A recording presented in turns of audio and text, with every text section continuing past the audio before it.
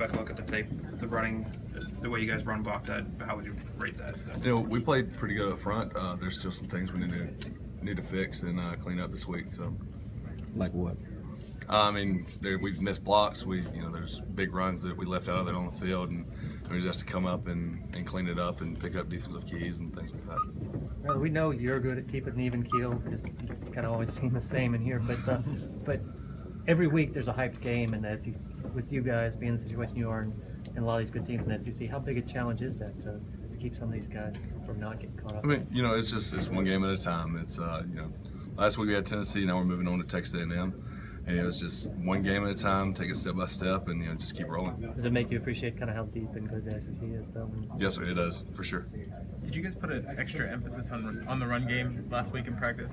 I mean, we do that every week. We as offensive linemen, you always want to run the ball very good, very effectively, and it paid off this past week.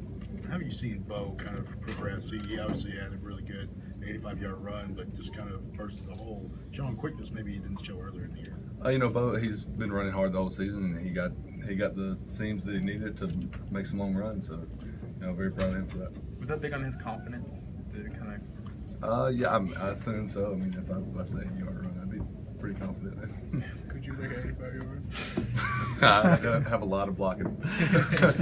If they had a really disruptive defensive end last week, now you've got two this week. What kind of challenges does Texas A&M present? They're a very good defense, typical SEC defense, big, fast, strong, and we'll have to prepare for them and get ready for Saturday.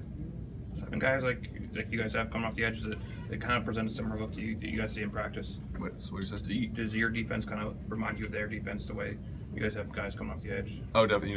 We have very good defense, and they represent Texas A&M's defense pretty good. So, and our scout team does a really good job of showing a good look. So, after it's kind of such a big win, does it take any more effort or any more focus to kind of keep guys from getting too big of a hit after a game? Like I said, it's one game at a time. You can't look back. You just got to look forward and push on through that week.